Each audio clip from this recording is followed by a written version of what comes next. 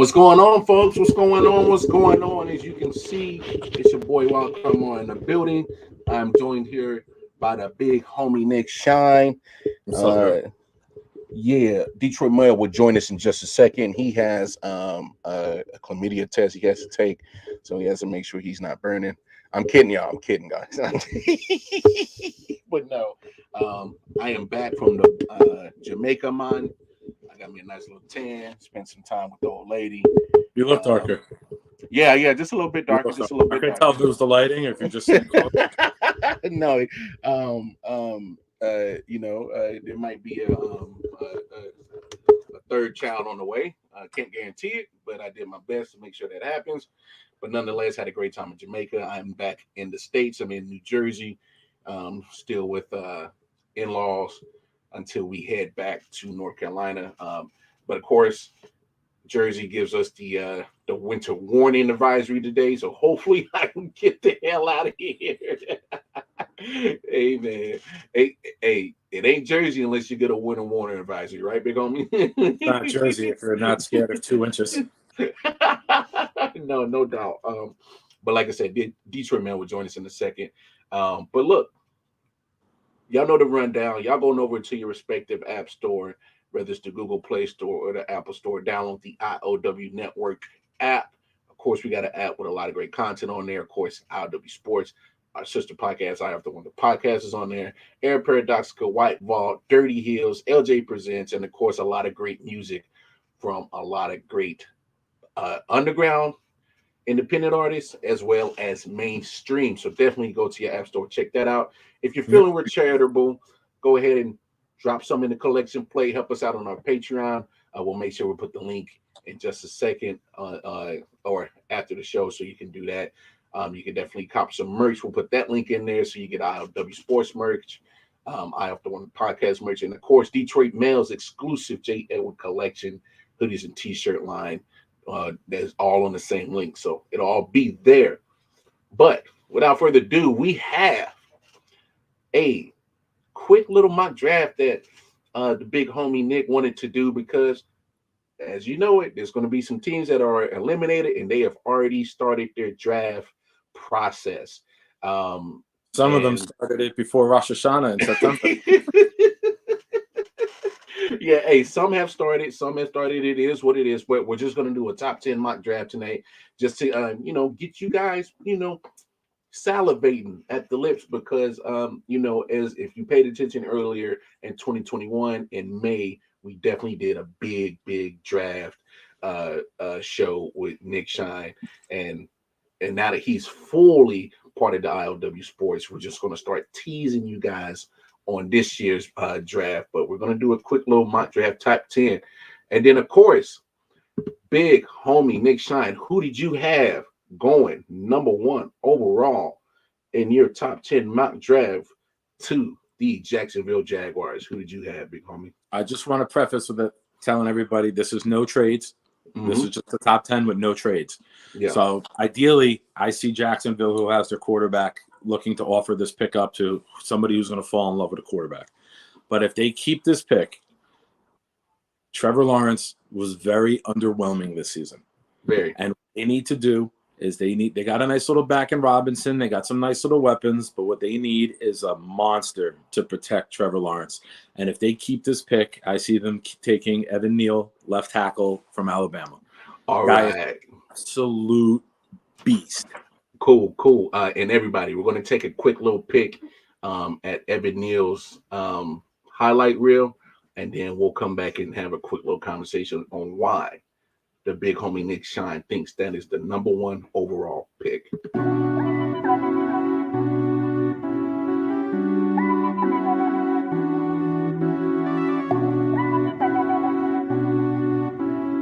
If you ain't come from Marcus B, you sleep.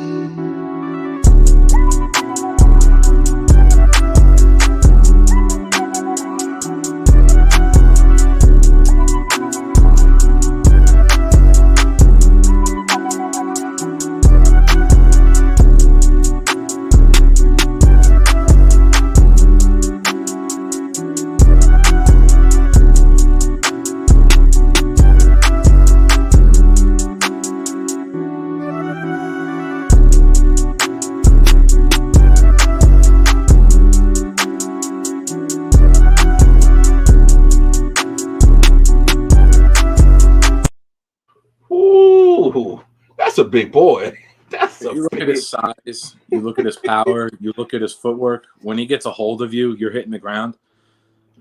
He drove Sanders, number 21, on Cincinnati the other day from the hash 7 yards out of bounds and pancaked him.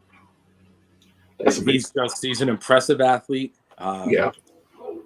He's got Mekhi Becton size, but with a much greater work ethic and desire to be great. You know, Mekhi Becton on the Jets said, I'll take a knock at him. He wants to be famous. He doesn't want to be great. The coaches are saying he taps out of practice. He taps out of games. Like, he just doesn't have that killer instinct to be great. And I see that in Neal. I think Neal will be phenomenal for Jacksonville. Here's what I like about this pick. What I like so far about it. As you stated, you need that lockdown left tackle. And I'm assuming that you would probably move him to left tackle, right? Yeah. He's played both. He played left tackle the majority this year, but he's played on both sides coming up.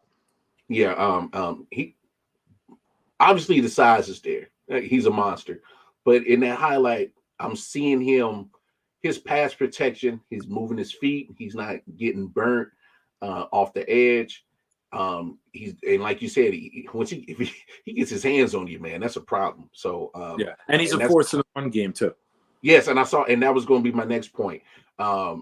Especially when you got James Robinson down there in Jacksonville, Etienne's coming back off a season-ending injury, and so you're going to need somebody that's going to be the anchor in that on that offensive line and road grade, because that man looks like he's a snowplow. He's about to clear some way, and so that's definitely a good pick right there.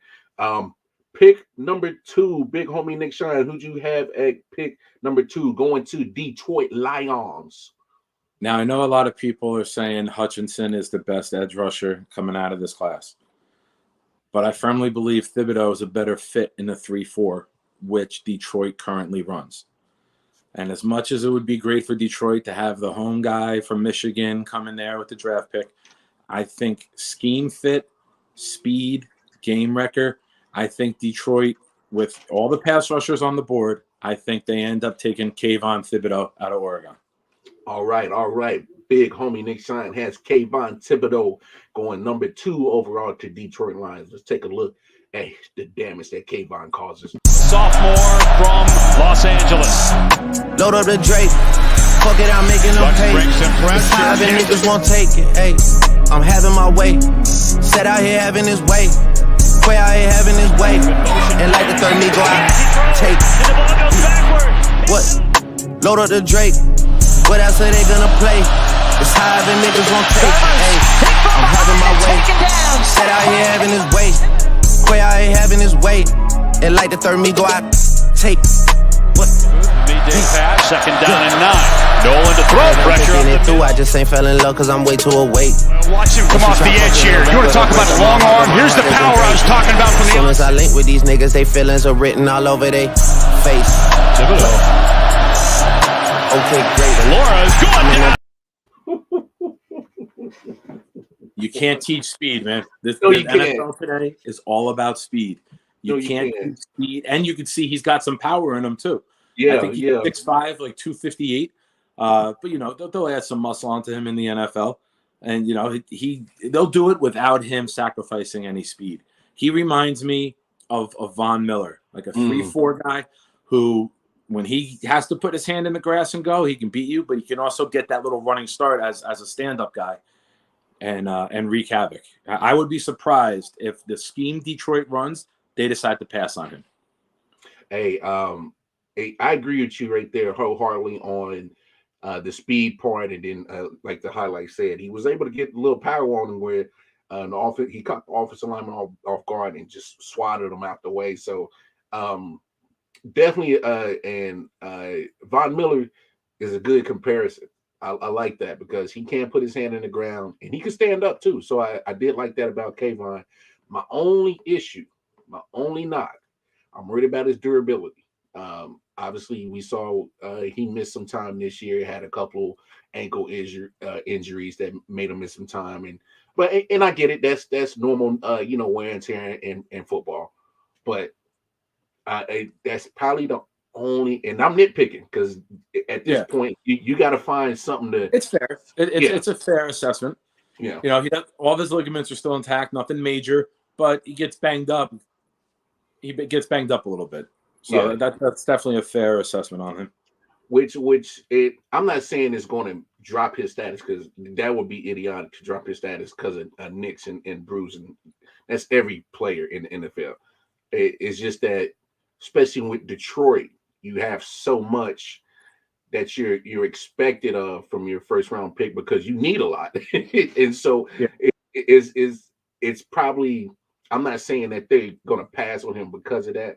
It's just that you're hoping to get as much production out of your first round pick because you need it, because you absolutely need it. But no, fair assessment.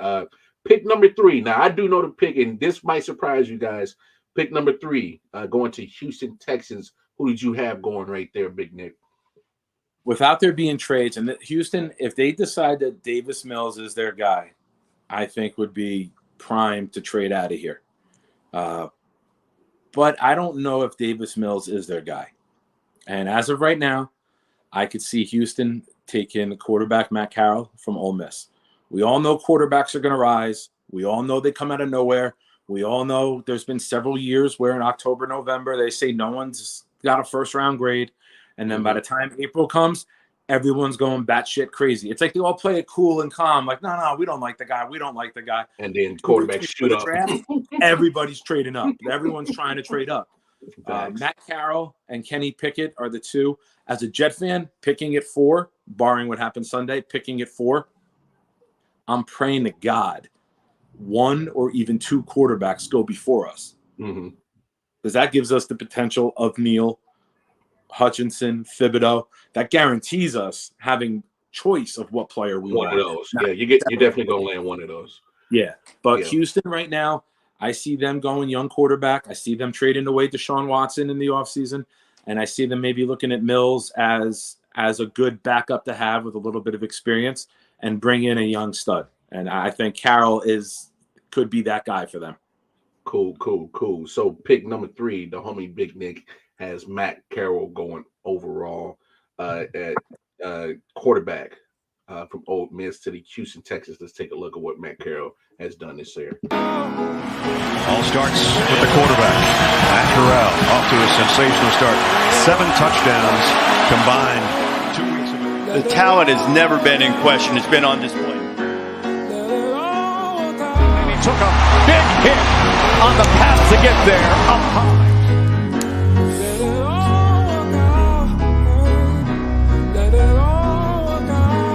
And now, Corral will try to make him pay. I'm in this bitch. That is a great throw over the corner, over top of the corner. And how about the bitch? Yeah. I'm in this bitch. extra man coming? Corral pump fake and a scramble, and he tight ropes up the side. Don't let the money come between us. I'm loaded at my earliest convenience. Well, fuck 'em. I feel like I got 10 middle fingers. I'm sipping. Matt Corral lowers the shoulder, keeps his balance. This is your quarterback. I'm actually I'm surprised you did go Carroll right there, because before we went to the highlight, you did allude to if Davis Mills was going to be the answer for Houston, and I'm under the belief that they're all in with Davis Mills. So there might be a little difference between me and you right there, because I just think that Davis Mills, even watching some of his play in the end of the season, I know it's garbage time because your team's not going nowhere, but the man could throw the ball. He could throw the ball. Yeah, no, he's a nice player. I'm just not convinced they're all in on him. Okay. Houston's going to be one of the teams that are going to be exciting to watch this offseason. Obviously, the Watson situation. Where do they move him to? What do they get for him? Do they hold on to him again if nobody offers them what they want? And do they cut their nose to spite their face? How are they going to play this? Do they go for the young quarterback? And he reminds me of Zach Wilson, coincidentally, number 2. Good, not the greatest size in the world, athletic enough to get out and run, and got a deceptively strong arm throwing the sideline route, as you saw. Now you saw that throw that he got right over the corner and right before the safety. That was a pretty throw. That's an NFL throw. That is definitely an NFL throw. There was no floating it and letting your 6'5" receiver go. That was a bullet on point. Yeah. Of course, some of these teams definitely got to look at that injury he had late in the season. No structural damage, which is a good thing. That was the key term to come out of the X-rays. No structural damage. Yeah, and so that can help him recover from the injury a lot faster, get back into training, and hopefully, I'm not 100% sure. I'm not a medical guy. Hopefully he'll be able to show something combine time. Hopefully. He won't throw. That's the new thing. They don't throw at the combine. They do their pro day with the scripted. They don't go out there at the combine and throw anymore. None of the top guys do. The guys trying to make a name for themselves do. Yeah. But you see it year after year now. Which is a shame because I would hope car warranty bullshit. No, you good, bro. Yeah, you're back. Yeah. Give me a sec. Can you hear me? Yeah, I hear you. Shake your head. Can you hear me? I can't hear you right now. I hear you. If you got to go in and out. Okay. Yeah. Let me hop out and come right back in. I had a phone call come in. Yeah, go ahead. But when it comes to Matt Carroll, he reminds me a little bit of Marcus Mariota. As you saw in the highlight, very physical, not scared to get hit. In the NFL, he might want to, back off that a little bit. You don't want to be taking too many hits in the NFL. That'll shorten your career time in a heartbeat. Fucking car warranty people fuck up everything. Hey, bro, car warranty people get on my damn nerves with all them calls. No, I don't need no car warranty. I'm good. If I need a car warranty, I would talk to you anyway. Yeah, I'm gonna get that when I get the car. But no. So yeah, I see him. I see him and Pickett neck and neck. I don't see either one of them throwing at the combine. I see them waiting for their pro day where it's scripted and they could do it in their sleep. Yeah, I hear you. And I don't know if you heard me, but when he came back, I got a good comparison for Matt Carroll. He kind of reminds me of little Marcus Mariota right there, just a little bit, better passer. Yes, I would probably say a better passer. But definitely, he has enough mobility that you have to respect it, and he has enough good arm talent that you have to respect that too. So it's like, he's got that cocky arrogance to him. He's got like that thing that now. Who's the guy now everyone's talking about with their demeanor? Oh, Burrow. Baker. Oh, Burrow? Burrow. No. Baker. Okay. No, I mean, Baker has Burrow's a little got cockiness. That killer assassin attitude. Okay. But he keeps like the cool, calm demeanor, but he's a vicious savage. That's fair. Carroll's kind of got that to him. He's kind of got that that moxie, right? That I know I'm fucking good. So I'm very curious to see. I like him. He's my favorite quarterback prospect. I'm not shitting on Pickett. But I just think Carroll has an it factor to him. Let me ask you this, big homie. Is it fair to say this is probably one of the more down classes in quarterbacks? Yeah. In recent years, yes. We've been spoiled. We've had a couple really good years. We had the Tua, Burrow, and Herbert class, which may go down as like an all-time great class. We had Lamar, Baker, Sam, Josh Allen. That had a lot of hype. There was 5 of them taken in the first round that year. It's not. This is a year where quarterbacks may not go very early, but they're going to go later in the draft. And what happens? They go to a better team. They go look at Mac Jones. Mac Jones is not the most talented quarterback that was drafted last year, but he fell into the better situation. So it's smoke and mirrors. It appears that Mac Jones looks better than everyone else, but he's just on a better team with a great coaching staff. That's what happens the later you go in the draft. Somebody like Willis from Liberty, or Willis, I forget. He's probably going to be a mid-first round. Yeah, he's going to be somebody that maybe they take him, they sit him for a year or two, and then he takes over. He's got a hell of a lot of talent, but I don't see any more than those 3 that we mentioned so far going in round 1. I hear you. All right, pick number 4 in your top 10 mock draft so far. Who do you have going to the New York Jets at number 4, big homie? I have this as the guy that we need. Mm-hmm. I have the Jets taking Aiden Hutchinson, edge from Michigan. You're pairing him up now with Carl Lawson, who ruptured his Achilles tendon last year in a In training camp. A shared practice with the Packers last year, a joint practice. Jets fans were excited for him. He was dominating every day in practice, and then that happened, and it got derailed before he even got a game in. Yeah. You have him. You have Quinnen. You got Jonathan Franklin Myers. Now you bring in Hutchinson, who can also set the edge with the run. We've seen him dominate the run game too, so he's not a liability against the run. The New York Jets scheme with Robert Salah, who came from San Francisco, is all about the front four. And if you're putting those four out there in pass rushing situations, you're going to be winning a lot of games. Because Salah said it this year after we beat Cincinnati on Halloween. This team will go as our D-line goes. They're going to lead the way. They don't like to blitz a lot. They like to keep the 7 in the back and play the zone. And if you can get to the quarterback with 4 in the NFL, you saw the Giants win 2 Super Bowls sending 4. You saw the Bucs last year send 4. You saw the Niners get to the Super Bowl against the Chiefs sending 4. And if Garoppolo hits a pass, they win 1. So you're looking at the athleticism of the D-line is taking over the NFL. So Aiden Hutchinson, Michigan, Jets, in what would be part of my dream draft. Big time, big time. Let's take a look at Aiden Hutchinson, who did get invited to the Heisman Trophy ceremony this year. So keep that in mind, guys.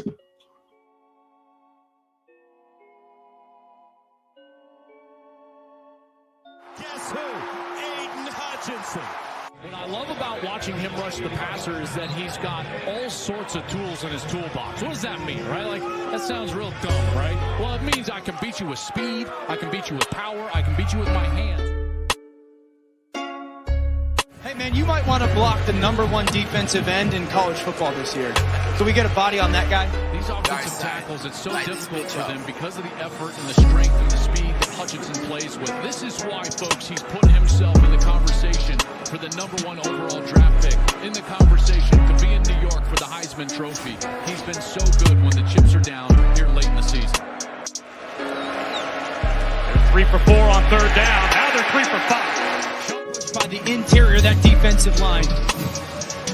Hutchinson with just a ridiculous swim move over the top. Catch it as it falls.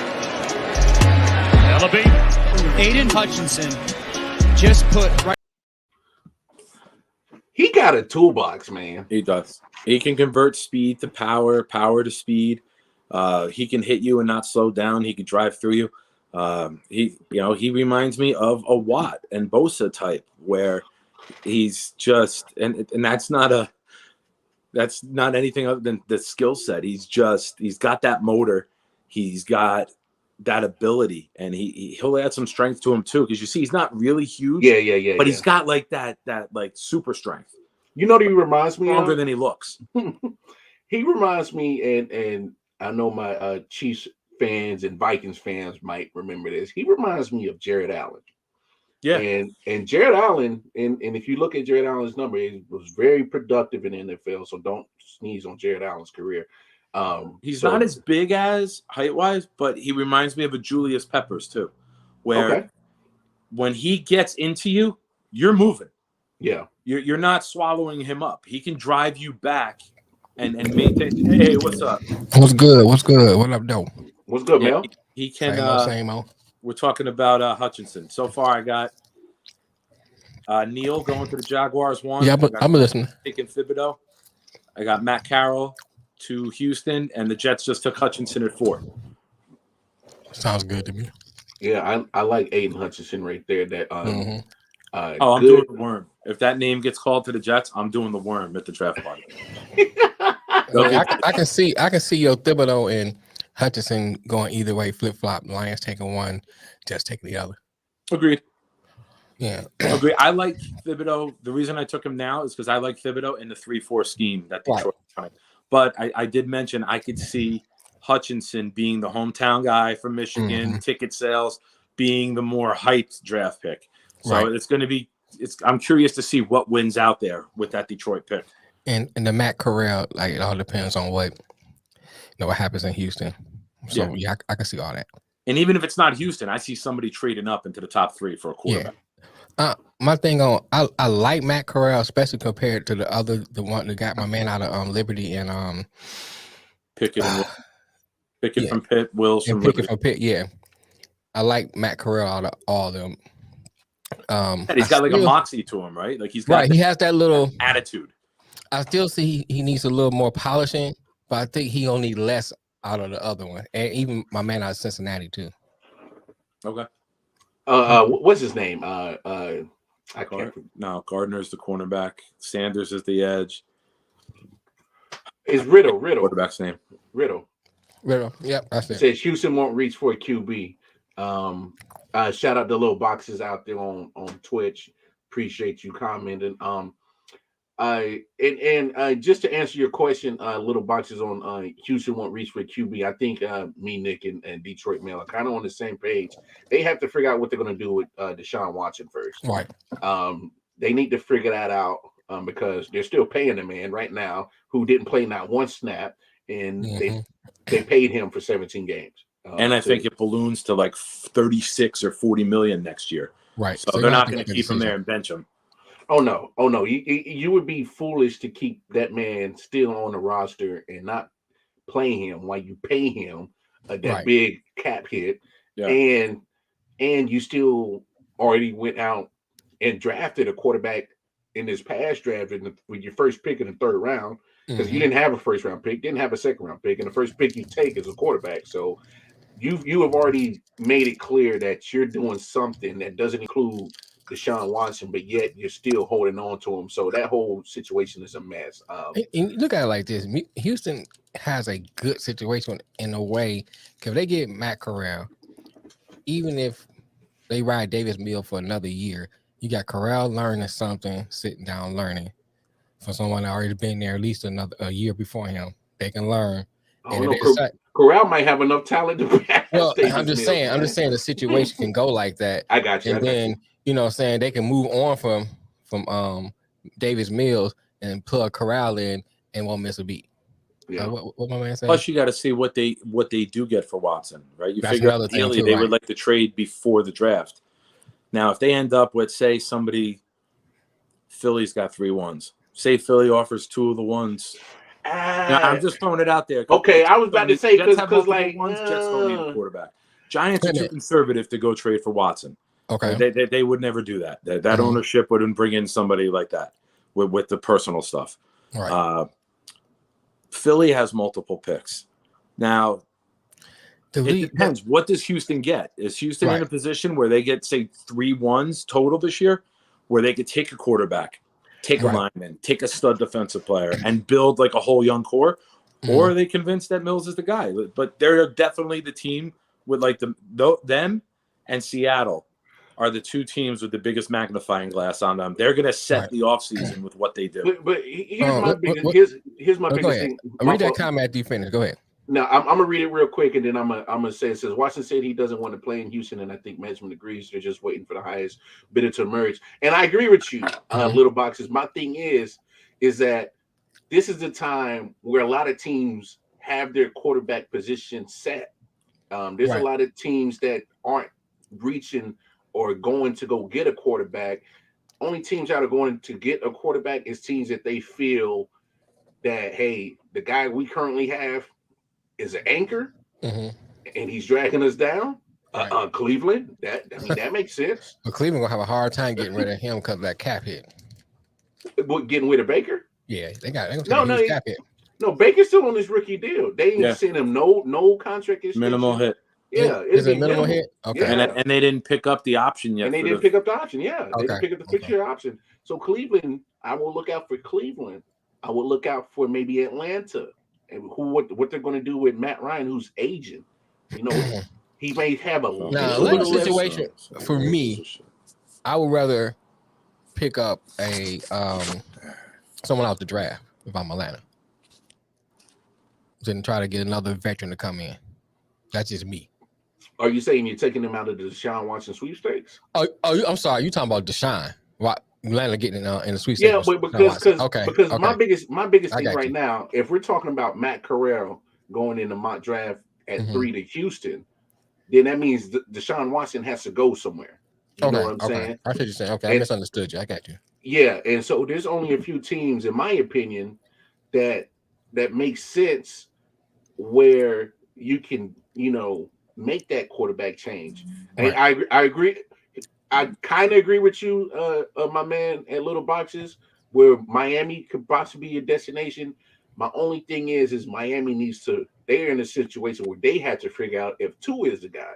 And he's kind of been up and down. Maybe not always consistent guy, but I think he earned another year this year. I think that's fair. Think so. I think that's fair. I think the way he played down the end when they kind of figured everything out, I think he earned himself another year. Where I can't see Miami giving up a ton of assets now, which they already don't have to replace. Do you pass on Deshaun Watson though? If you're Miami, if it's talent only, no. You take Deshaun Watson. There's 27 teams in the league that take Deshaun Watson. Right. But you'd have to take into account the criminal case and the civil case. Right. And that's what's going to deter owners. And there's GMs who are going to be like, red flag, we're out. We're not going with that. Mm-hmm. We don't want to bring that in. And listen, Deshaun Watson, you're a goddamn idiot because you never use a credit card when you go for a fucking massage. You're paying cash. Always cash. Always cash. Always cash. You bring in a sock full of pennies if you have to, bro. You don't fucking use the my rule of thumb is cash for ass. Cash for ass. Always. Always cash for ass. Cash for ass. I need that ass. I got that cash. What's up, baby? To the comment below, to Heisenberg, when you look at Tua was very good. And I hate to say this because I've been one of the hardest guys on him. Mm-hmm. Tua was very good when him and Waddle finally hit a rhythm. You got Waddle and Gesicki. Right. Gesicki's a free agent. Many teams will be coming in for for Gesicki. He's probably the top tight end on the board for free agents. That's a good point, Nick. That's a good point. If the Dolphins lose Mike Gesicki, they're going to be in trouble because you're taking away a weapon that Tua absolutely needs. Needs. Tua's good with the short throws, the high percentage throws, 5-yard outs, drags with the flags with the tight ends, and Gesicki is very, very good at that. Bet. Let's get back to this mock 10, top 10. I'm going to speed it up a little bit, too. All right? All right. Now, I got you. You got number 5 at the New York Giants. Who you got at number 5, Big Nick? Giants are getting killed in the trenches on both sides of the ball week after week. And they've put some pieces in on the offensive line, and they drafted Andrew Thomas, Dave Hernandez, Billy Price. Thomas is the only one who looks to be above average starter in the NFL. That being said, they do have the luxury of the one good thing Gettleman ever did was trade with the Bears last year for the Bears' number 1 pick this year for them to move up and get Fields. And it paid off handsomely. They're picking at 5 right now and 7. With this pick, though, I have them taking a guy that they need. They need a force on the edge. I got George Karlaftis from Purdue. Edge going to the New York Giants with their first pick. Word. So whoever is not familiar with George Karlaftis, let's take a look at his highlights. Hawkeyes have the ball, 2 timeouts left. With 1:32 to go until halftime. Petrus in trouble, and down he goes, a sack. George Karlaftis, there's number 5.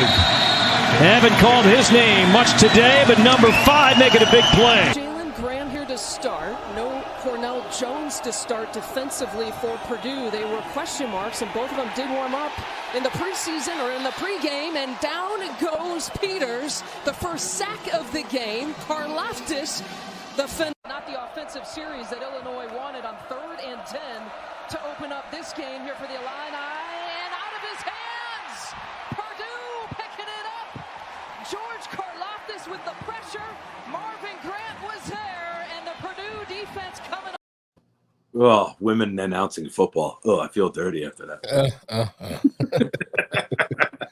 Karlaftis. Forgive me for saying it wrong. Hey, look, a couple of announcers pronounced it.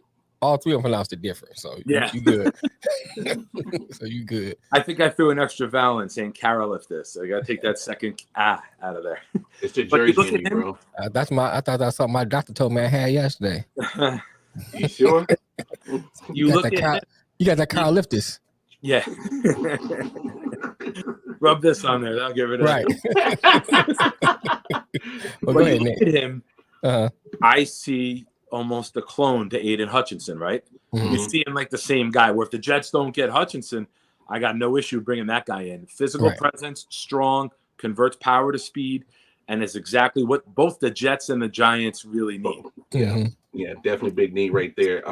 I think that will be a good complementary pieces to what any team has right now, because he would pair like if you got him going to the Giants at 5, he'd be a great tag team with Leonard Williams, who's going to need some help. Takes the pressure off of him, right?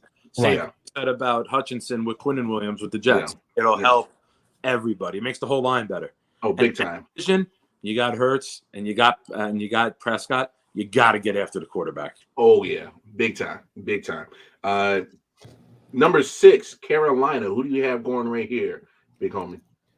Well, since the flop of the Sam Darnold trade, which somehow the Jets got a 2, a 4, and a 6 for, Joe Doug fleecing the league again. And then they brought in the other guy for a minute. I'm back on the bench. I got Carolina going quarterback. I got them taking Kenny Pickett out of Pittsburgh. Bet. Let's take a quick little highlight of Kenny Pickett. Yeah, I can see that.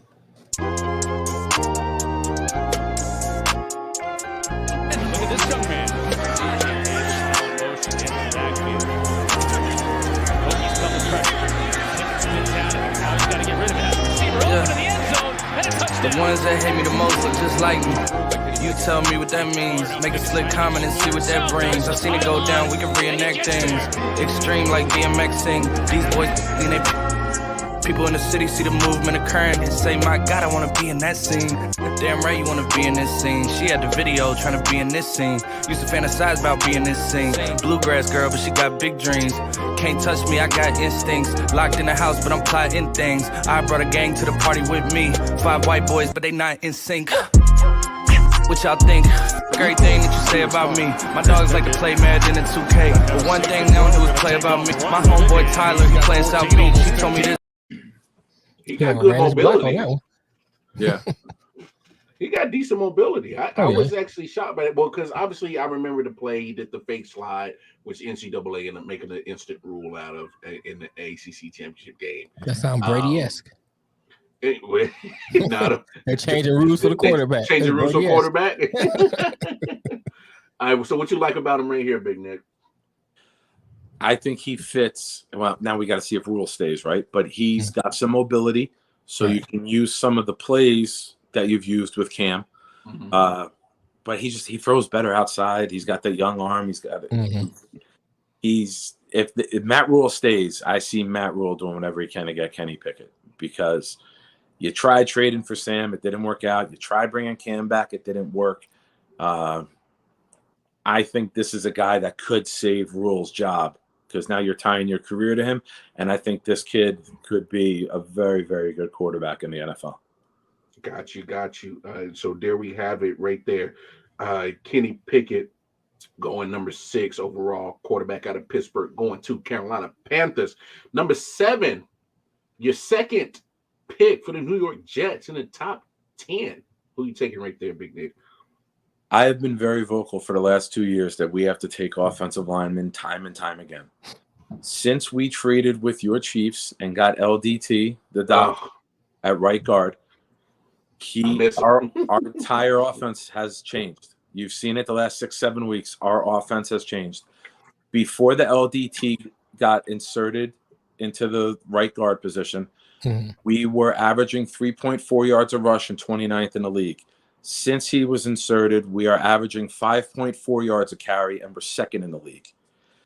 That's been without Becton. We've had multiple backups, and I think you go and extend this guy. He's happy to be here. He likes what's going on with the coach and the culture, and I think that is the MVP signing for the Jets this offseason. You got to get this kid LDT. Now, if that happens, you don't have to take the lineman here. You go and pair one of the nastiest wide receivers in college with Elijah Moore, who stood out as a rookie, and you take Jamison Williams, the wide receiver from Alabama, and you give Zach Wilson elite weapons. So, if you ain't been paying attention, it's a bad man at wide receiver right here. We got Jameson Williams. How is it that he was third on that Ohio State depth chart? Wasn't really getting the football. The skill set is off the charts. As soon as he got into green grass, there is nobody in the country that is catching number one for Bama. Young, they flush him to the right. A bullet on the move and a first down. Back in the end zone again. That question may have to wait because there goes Jameson. Dark sides, light this bitch up.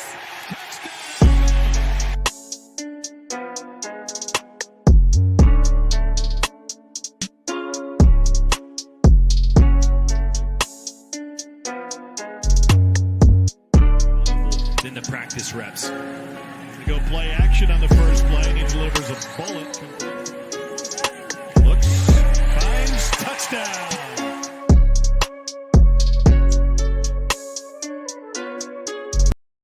Whew, that good route running right there. Footwork is filthy.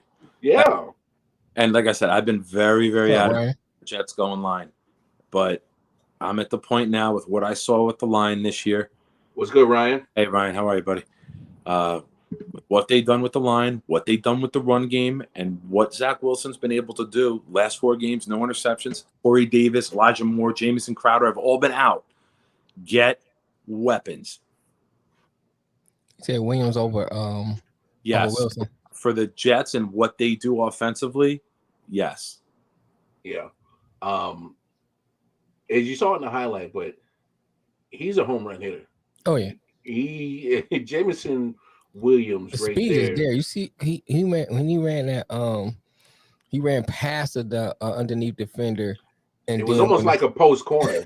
Yeah, right. And then the safety even tried to catch him. He outran the safety, and the safety was coming on an angle. The cut left him a 5-yard. He was 5 yards right after the cut. Because you know how you defeat speed. You try to get him on angles. He outran the angle because he came at him at an angle. He outran that. Yeah, that's the difference. The speed is there. I'm not mad if the Jets end up with Wilson. Like I forget who said I'm gonna call him little boxes. Okay, I know the picture Heisenberg from Breaking Bad. That's why I keep saying that. And I don't have my reading glasses on. I'm old. Yeah, put your reading glasses on. I'm not mad if the Jets get Williams or Wilson. In this mock, I'm doing no trades. But if there's a trade back a little bit, I'm not mad getting either guy.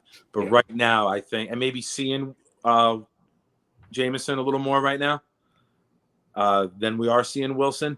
But all that'll come through. You'll know who the number 1 wide receiver is, clear cut on everyone's board pretty soon. Big time. Right.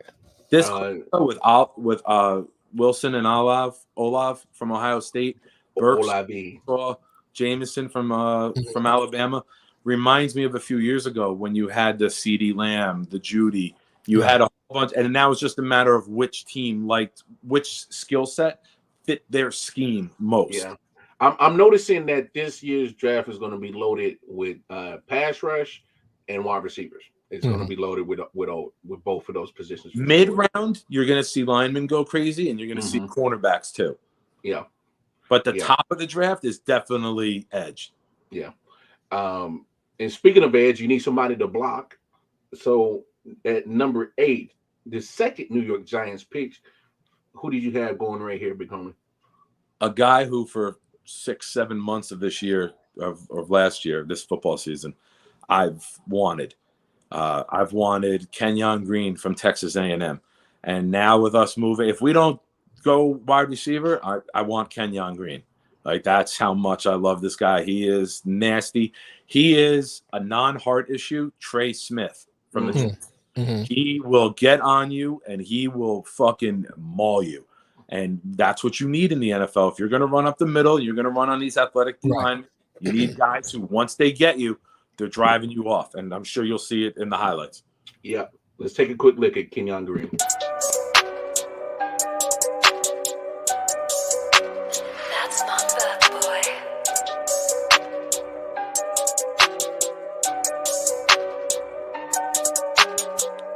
For those watching, he's number 55. It doesn't highlight him. He's 55 at guard, either right or left guard. He played both.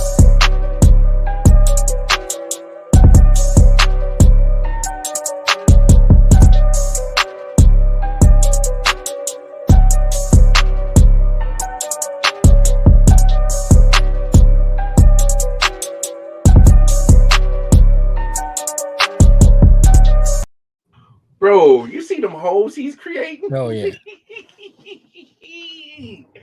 Man, and what I like about what you said is he's flexible. He can move up and down that whole line. Yeah, he's played tackle too. Yeah. He's done whatever they needed at A&M. And one of the things I like about, especially I was watching the highlights, that he plays through his blocks. Sometimes you get guards and tackles that's lazy. They hit the block once they engage, and then once and they just kind of come off them. I like the fact that he kept on pushing the guy back even after the back came through the hole. Hey, he's a breakfast guy. He likes pancakes. Damn it. What up, man? You know what I'm saying? Oh, we ain't missed anything, man. We just doing a top 10. We're doing a top 10 mock draft. From you our draft experts. About time. No, we're doing a top 10 mock. Number 1, Evan Neal from Alabama to the Jaguars. Number 2, Thibodeau, edge to the Lions. Matt Corral to Houston at 3. Hutchinson to the Jets at 4. Karlaftis to the Giants at 5. Kenny Pickett to Carolina at 6. Jamison Williams, wide receiver, Alabama to the Jets at 7. Kenyon Green, guard, A&M, just went to the Giants at 8. And now, go ahead. What's your number 9 pick? Go ahead. Number 9, this kid came in as a freshman at LSU and was labeled the best cornerback in the country as a freshman. He had a foot injury this year. He missed most of this season. If the Jets played a man-to-man scheme, this was somebody who would go, but we play zone. I see him falling. And when you're Washington, whatever their name is going to be in a couple weeks. 300th ranked wide out dog. All right, man. Go ahead, Nick. Go ahead, Nick. When you're in a division and you got Devontae Smith and you got CeeDee Lamb, you're going to need a cornerback who can run with these dogs. And Washington taking Derek Stingley Jr. from LSU. Yeah, I like that. Right. Let's take a look. Derek Stingley Jr. All of my niggas getting money. Nigga got dropped out trying to spend Jesus. Nigga got dropped out trying to spend Jesus. ATL, Jacob. I'm in the yo living, it's the go in me. Spend bright day, could be 450. No fear in me, no sympathy. Pop addicts give me more energy. And when you tweet, don't mention me. We'll tell you street, no, literally. I'm a star, you ain't running into me. I'm a rocket scientist, fucking chemistry. Running around with this hard in, that's the only one I'm supposed to really speak. I walked in with them dogs in, like a blind man, I can't really see. None of you niggas ain't shit to me, none of you bitches be the shit to me. I got rich, ain't switching me, cause I still ride with the heat. My denim, I got 50 G's. I ain't friendly, fuck my enemies. In the way that I did them, why I did it, I got plenty reasons. Know the oddball get real even. Nigga got dropped out trying to spin Jesus. In the field, I'm a gorilla. Beat on my chest when I talk to the hitters. All right, Nick. I like him. Answer this for me. 2 things. 1, the foot injury. How much do you think that's going to play into his draft stock this year?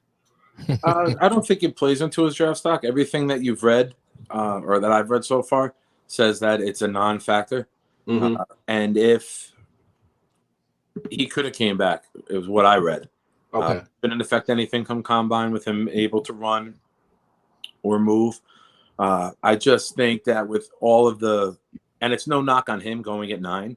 Yeah. I just think with the trench guys who are going ahead, usually don't see 3 edge rushers in the top 10. Right. So it's not a knock on him, but if he's come out the last 3 years, he'd be the number 1 corner the last 3 years. True. So now does somebody in the top above that say, we can't miss out on this man-to-man corner because it fits their scheme better? Right. That's up to them. But that leads me to my that comment that you just said right there, Nick, and what Little Boxes is saying, because he's saying Stingley could probably play wide receiver too. I like his in the highlights, and I'm pretty sure there's other highlights that we can probably pull off that he's probably there at the position where the ball is at before the receiver is. So he's great. And I hate the term ball skills. I know Mel will probably make an inappropriate joke with that, but what? Doesn't sound like me. Yeah. Who is this Mel you speak of? Yeah. But you look at him, he goes up. He mossed the wide receiver on the one. Yeah, he did. He did. He's got great ability to turn around, get up, elevate. His athleticism's off the chart. The best way I could describe watching his college game is Darrelle Revis with Jalen Ramsey athleticism, because Revis wasn't the most athletic corner. He was more physical and technique, but you add Ramsey's athleticism to Darrelle Revis's technique, and that's what I think you got here. I think this kid could be an all-time really, really great player to be complete. Yeah, I mean, I like him, man. Like you said, and they don't say ball skills, but good thing with ball skills, he gets his heads around. So ball skill, get his head around. Can't beat that. Yeah, you need good hands to work the balls. But yeah, man, I like the fact when I was watching the highlights, when he's going out, a lot of times, especially with corners, once that receiver runs past him, they spend that so time trying to catch up with their head turned, looking at the receiver and not looking for the ball. But, he starts out the run, he gets his head around real quick. Yeah. Looking for the ball. And you need to do like that. He's got an inner clock that says the ball's on its way. And a And lot he of gets guys around. nowadays don't do that. You see them face guarding to the last second. Right. They don't have that instinct. Right. Hey, that's a good point, man, because that's how you avoid pass interference. That's how you not be like Guy on Michigan and stop in the middle of the route. But I'm just saying, just in general, that's because that's what the refs are looking for. They're looking to see if you are actually playing the football and not the player. So a perfect example of a guy who's been going through some of that shit lately is the Cowboy Brown. He had a bad game against the Raiders. The following week, he had one. Not getting around. Like you see the receiver going like this. All right, it's time to turn around, man. Right. Yeah. And that's just missing the instinct. You have the athleticism, but not the football IQ to execute it. All right. 10th and final pick of Big Homie Nick Shine's mock draft for your top 10. You got the Atlanta Falcons. Who are they going, Big Homie? I got the Falcons for the second year in a row getting the unicorn of the draft. Last year they got Kyle Pitts. This year, coincidence, same name. They get Kyle Hamilton. They get the safety from Notre Dame, who's more than a safety and can be. Somebody said it to me. I forget who it was. Forgive me. This year's Micah Parsons. He can be that athletic queen on a chessboard that he doesn't really play safety, but he plays safety. You know what I mean?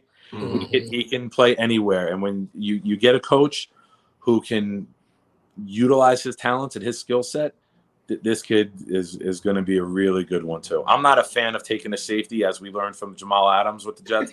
I'm not top 10, but I think this kid athletically can be a very, very unique weapon on the defense. All right. Bad. Let's take a look at Kyle Hamilton.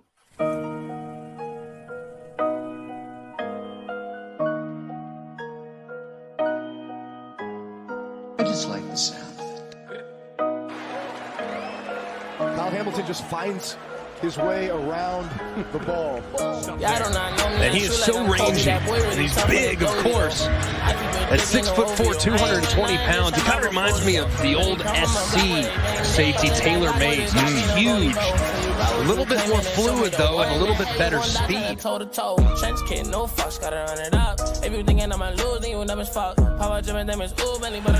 the pocket, looks back and has a man, and now closing to break up the play. Decent protection, ball out, catch made. Nope. DB's on the field. Sharon Jones throws. Intercepted. It's the freshman, Kyle Hamilton. Why them niggas hand it defeats my noggin? If that ain't really your beef, stop siding. Say you try to run in.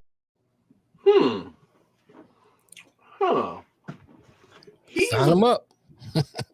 But as safety at 6'2", 2 and some change. 6'4", I thought they said. Oh, that's what they said. Okay, Yeah. then I've been. He a basketball player on the football field. Either way, He a guard nowadays. No, I hear you. Fucking New Jersey, man. 2 inches of snow. I got to get 3 separate phone calls from 2 schools about probably no school tomorrow. 2 inches of snow. Welcome to New Jersey. Yeah. What up, though, Ken? But no, man, looking at the highlight, bro, he's a big guy. He is big. What's going on, Ken? That's where that you saw. It wasn't you that edited it. I said, okay, I thought I put two. But the YouTube clip cut short. You saw him coming in, sprinting like a maniac, and right as he's about to hit the quarterback, it cut to the next clip. Yeah. But you see that speed, and that's where that Parsons comparison comes in, where if a team wants to use him as a blitzer, he's big enough, he's long enough, and he's athletic enough to get there. Now read that comment, Lamar. Now I'm gonna read it in just a second. Okay. Now, you might not like this comparison because he reminded me of Jamal Adams, but they can actually cover because he can cover. And from what the highlights I'm seeing, he can actually be a productive safety in the passing game. He can help in the run game, and it looked like he can damn near cover just about wide receivers, tight ends, and running backs. So when you said unicorn, Nick, I was like, I don't know. I need to see this highlight. And then I put on the highlight. I'm like, this guy's a unicorn. He is. And Jamal was, as we see now, he's not great in coverage. He gets exposed in coverage. Like he wants to be the small, sneaky guy who finds a gap and blitzes, right? Right. Hamilton ain't no small, sneaky guy. I think he's 6'3". He's got freakish athleticism. He can cover. He can pick the ball. He can do whatever you need. Like I said, he's a queen on a chessboard. And to have him on a defense where you can maneuver him around could be very Parsons-like, depending how unique and how creative the defensive coordinator gets him. Yeah. Go ahead. Yeah. So Little Boxer said, I like your mock other than QB going to Houston. They have a history of taking edge very high in the draft. If Jaguars do take a lineman first, one of the two great edge rushers will be there at number 3. Hard to pass that up. And look, that's fair. You make a fair point, Little Boxes, and because we're not disagreeing with you. This is all just a mock, so a lot of shit can happen. But let's be real. I wanted to get Hutchinson to the Jets, so I found a way to do it. You see what I'm wearing, bro. New Yorkers don't complain about snow. Come on. First of all, Ken, you damn New Yorkers complain about snow. Y'all be like, y'all complain about everything. Y'all complain about everything. I ain't trying to hear that shit. Yeah, come on. You damn New Yorkers. Y'all, come on. Y'all fussing about everything. Y'all fussing about how the this is the fucking area that booed Derek Jeter when he went over 31 straight years ago. So fuck New Yorkers, and I'm in Central Jersey right there, so I include myself in that. Fuck our thoughts and feelings. We don't mean shit. But no. So there you have it. We got the homie Nick Shine's mock top 10 right there. So then again, you had what's his name that you had going number 1? Evan Neal, Alabama to Jacksonville, number 1. Right. Kayvon Thibodeau went to Detroit, number 2. Matt Corral, quarterback, Ole Miss, went to Houston at 3. Aiden Hutchinson, edge, Michigan, Jets, 4. Giants at 5 took George Karlaftis, edge, Purdue. 6, Kenny Pickett, quarterback from Pitt to Carolina. 7, Jameson Williams, wide receiver, Alabama to the Jets. 8, Kenyon Green, guard, A&M to the Giants. 9, Washington took Derek Stingley Jr. From LSU, cornerback. And number 10, Atlanta took Kyle Hamilton, safety, X Factor, Notre Dame. I think Kyle Hamilton is going to be a steal of the draft. That's just my opinion. Yeah. Just my opinion. Because we know this is a passing league, and you know how nuts people go after to stop this offenses. But look, hey, big homie Nick, thank you for taking the actual time to put all that together, man. No worries, man. Good work with the videos too. Good stuff. For sure. With the videos, man. I'm liking that. Hey, I try. Anyway, let's take a quick commercial break. So fellas, if you're gonna use the restroom, you probably got about 30 seconds, and we will be right back with hour 2 of I.O.W. Sports.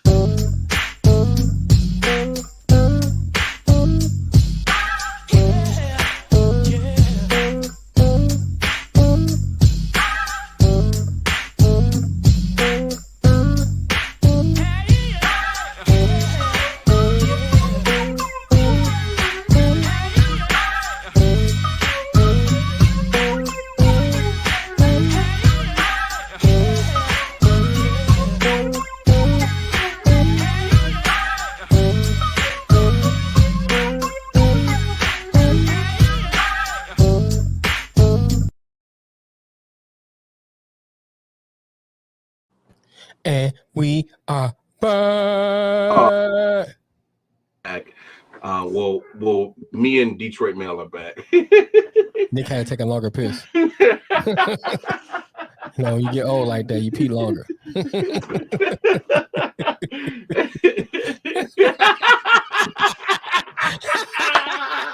Just because I turned the fucking camera off don't mean I can't hear you, asshole. What? You hear things, sir? It comes with the age, right? Right. That's what I'm saying. Hey, that amazes me how the older you get, your hearing gets better, but your prostate gets worse when you get older. I don't know how that works. I'll never forget one of the first sex jokes I ever heard was this. What's the most sensitive part of a man's body when he's masturbating? His ears, because you're listening for anybody coming walking in through the door. A little bit of both, little box, a little bit of both. Yeah. What's he say? He said, do your main viewers come from Facebook or YouTube? A little bit of both. We prefer YouTube.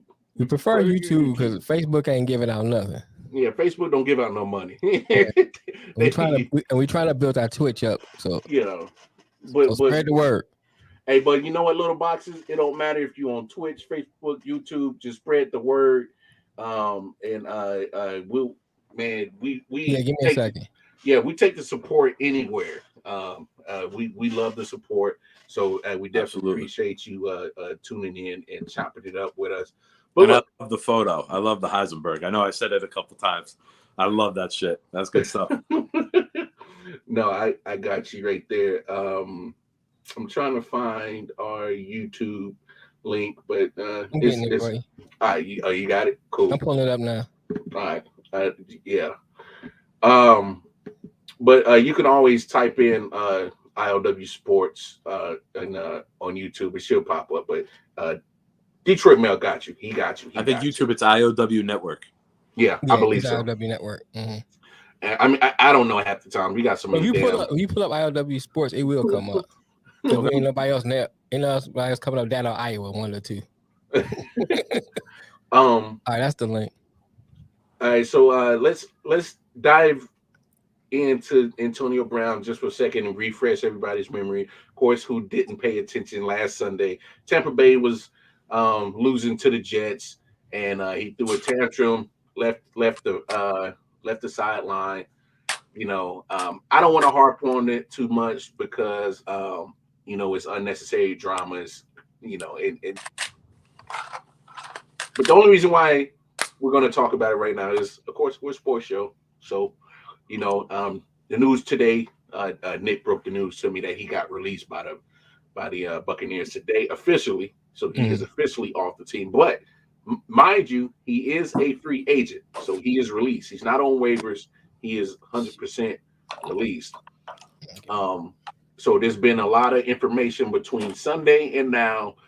He said, she said, Bruce Arians is saying this. He already had his press conference today, said he was upset about not getting as much touches. And AB saying I was hurt. It's a lot of information. So I'm at the point now where I don't give a damn what nobody says. The guy's released. Let's move on. So if anybody has any final thoughts, let's go ahead and say your piece. Because at this point, it's literally becoming back and forth. He said, she said, I said this, you said that. And everybody's trying to make their case of what was said. And I'm at the point, kind of like Bruce Arians, is like, it's done and over with. He's no longer with the team. Let's move on. And so me personally, it is what it is. Antonio Brown, God bless you. Hopefully you can figure out what you're going to do with your career and you can take care of your family, because I don't ever want to, however I feel about your antics, I don't agree with them all. But, you got a family, so do what you do necessary to take care of your family. But good riddance. So, no, I'm being serious, man. Like this unnecessary drama back and forth with him and the Buccaneers. Let's just be done and over with it. Let me say this, because I here's my thing. He had to come out with some kind of statement. That's just, he had to do that. Especially if he's trying to get back into good graces with everybody, he had to come out with a statement. So he had to do that. Fair. You know what I'm saying? Because he don't want to look like he don't want to look like a true asshole. Right. If he just left it the just as it longest was, fucking statement. That's when you knew it was bullshit. When you said, "Oh, how long the statement was." You ever seen a press release that long? Well, that's a lawyer statement. That wasn't him. No, like, I'm just saying, but usually that, they if keep it was just short and sweet, right? right. They don't get into semantics, all the other little stuff, right? That was a long ass statement. Go ahead, do your thing.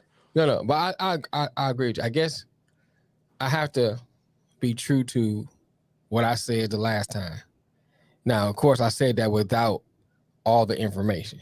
Mm-hmm. Now, if what he's saying is true about his ankle and all that stuff, you know, I don't feel as bad as him not going in, but then I still stick to what I said before. The way he responded did not seem of someone who was not suffering from some kind of psychosis. Yes. Okay. Whether it's a little bit or whatever part of the spectrum he is, it did not, you know what I'm saying, seem like he was not. Because here's my thing. You got people who are just flat out assholes. Yeah. That had nothing to do with your mentality. That's just what you are. You know what I'm saying? Yeah. And he went above that where it didn't seem normal, his response. So my thing is, I didn't have a problem with it from that lens. You know what I'm saying? Looking at it from his mental, if this is what he said actually happened, I don't have a problem for that lens. Now, the going back and forth, back in that, I never was that type of person. Say what I gotta say, done with it. And that's how, you know what I'm saying? That's how I see it. What does Mel say? He says, don't forget, before the antics, he was cut from the sideline because he didn't continue to play on a bum ankle. You can't be cut from the sideline. And the statement was BS. His lawyer beautifully constructed that statement. Yeah. It's a lawyer, though, man. Arians addressed it today. That's a lawyer. Arians said that he didn't do the Undertaker throat slice. Yeah. Like, you're done. Like, yeah, get out of There's here. protocols to not entering the NFL game because of injury. Mm-hmm. You go in the blue tent, right? Mm-hmm. You get examined by the doctor. Right. Doctors, they come out and say, we don't think he's able to go. Right. You don't sit on the bench and say, I'm not getting the ball anymore. Well, which is it? You complained about not getting the ball, right, but now you're using the foot as an injury. Now his statement, it's a liar's snowball. But his statement, he brought that up. He did, because I read the statement. He said that they didn't. I can't. I'm have to paraphrase it. But I can't remember. He said they did not send him into the tent, or some to that degree. They didn't go through the protocol they're supposed to. Himself, he was not good to play anymore. Right. That's not how the protocol in the NFL works. However, he can't be cut from the sidelines. However, yes, tips. That's what I was getting to. What Mel said. That's 100% true. Okay, yeah. Yeah. He decided himself after catching 3 for 26 in the first quarter. We dressed it on Monday. Mm-hmm. The Jets changed up the scheme. Bryce Hall, who was long and lanky, was covering him. They switched over to Eccles. Eccles was shorter and quicker and did a better job. And AB disappeared from the game plan. He wasn't able to get open anymore. AB is then on the sideline saying he's not getting the ball. Okay, so that's the first thing. You're not getting the ball. Now he's saying his ankle hurts. You never got checked out by the doctors. Now he's saying the coach cut me from the sideline. Bitch, you can't get cut during a fucking game. There's paperwork that needs to be signed and handed in through the league. So you can't claim I got cut. It's a head case of a liar going from swing to swing to swing of which one of these lies is going to work. Which one of these is going to make me look like I'm innocent. You can't declare yourself out of an NFL game.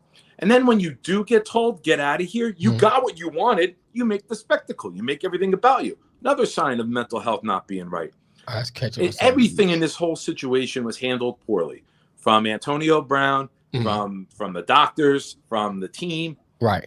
From the moment you signed Antonio Brown and you had to move him in with Tom Brady, you knew it was going to be a shit show. Things don't end well when you need to move adults into adults' houses to be watched and monitored.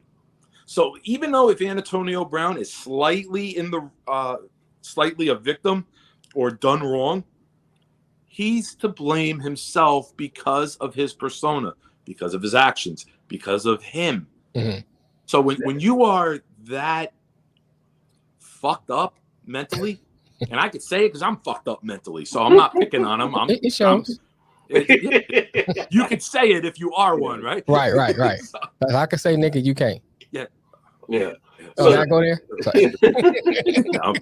But if this is any other NFL player, this shit don't go to this level. Yeah, I agree with you to a degree on that. Let's catch up with some of these comments. A little boxer says, "Yeah, I was on a rant there. I missed the comment." No, you good, bro. You good? No, because I'm gonna answer this right here because little boxer he says, "Does AB get another chance to play, or is he done?" And here's my thing. Me personally, I think he's done because this is not a first-time offense of AB having some kind of drama surrounding him.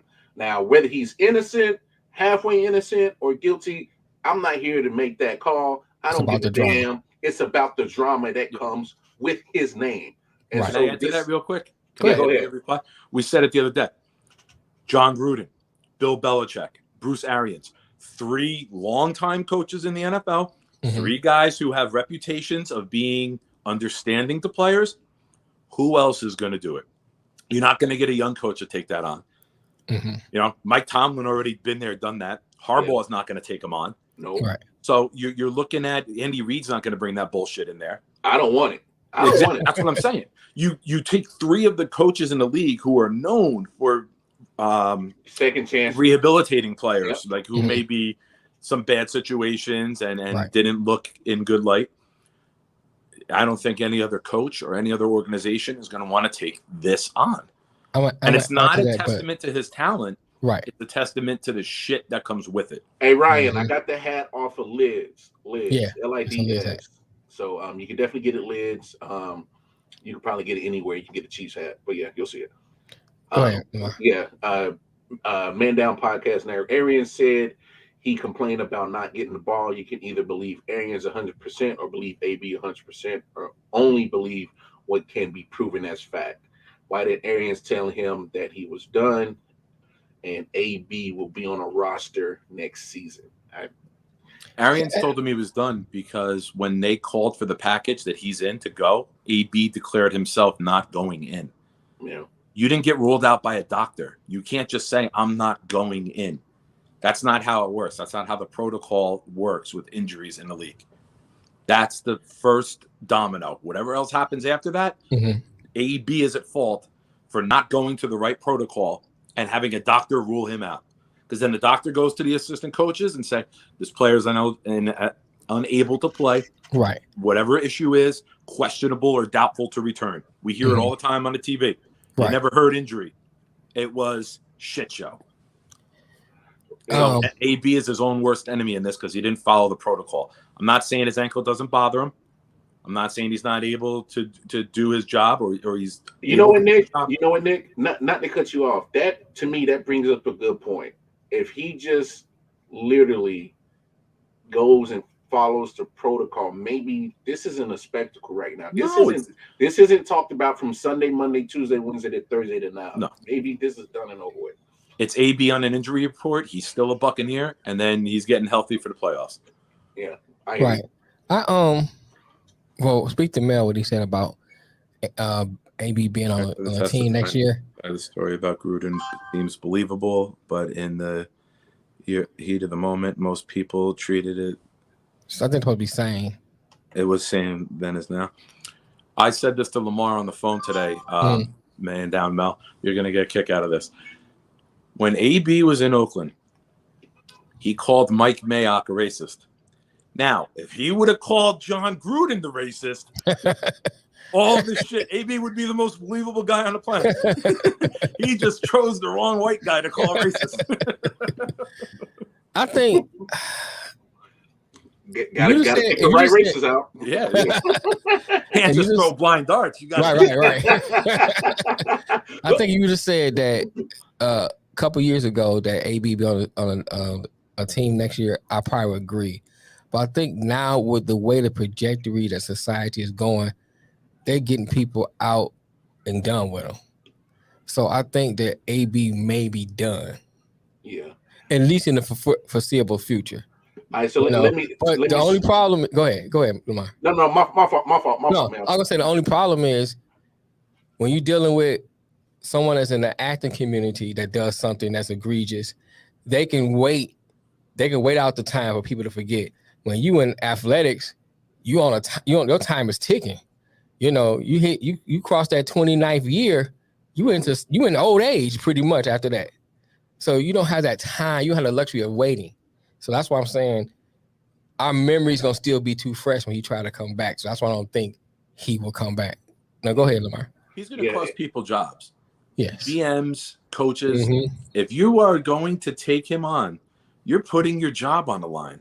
And like I said, Gruden, Belichick, Arians, those are guys with a reputation for being players, coaches, for being understanding, for rehabilitating players who've been in bad situations. I can't think of right now off the top of my head what coach, what GM, what organization is going to put it on the line and say, bring him in, it's worth it. Yeah. Right now, today, I can't see it. Could that change down the road? Maybe. Shit, it's sports, right? We said it the other day. I blame the NFL because it's a win at any means necessary type of league where people will throw morality to the side and sign anybody who they think can help put them over the top. So, go ahead. No, every sports entity has done it about the putting W's and L's over morality. I mean, right. That's every last one. That's without a doubt. That's without a doubt. That's without a doubt. I just think in this situation, and right here, Mel goes. So Arians did tell him that he was done, and he did tell him it was done. And now, what does that mean? I mean, I don't know if Arians meant like you're done for the game, or I don't know if Arians meant you're done as a Buccaneer. Well, let me say this, Lamar. And I don't want to cut you up, but let me say this. I think the overall point that was being made on this is that even if Aaron said that you're done, he still should have stuck to the protocol and said, okay, let me go through the steps I need to do. That way that covers you as a player. So if he said you're done, he can't fire you like that because there are protocols. Yeah. So as a person, as a player, you go through those protocols. So if they do fire you, you got cause to sue, you got cause to come back, you have cause because you covered your bases. So I think that's more of a bigger point what we're trying to say. But go ahead, Lamar. And not to add on to this part of saying you're done. I think I can't remember if it was NFL Network or ESPN where I saw that after the COVID, the fake COVID card situation. Right. And I saw a comment from Bruce Arians and said, hey, this is pretty much AB's last straw, and he'll be done as a Buccaneer. So in this case, he might have said you might be done as a Buccaneer because he's like, man, enough is enough. I didn't done with enough of your bullshit. Right. I mean, because you're talking about a man that played 4 or 5 weeks, got the ankle injury, was sitting out for several weeks. Then you get the 3-game suspension because of the fake COVID card. Then you come back, and all of a sudden it's a circus on the sideline. Right.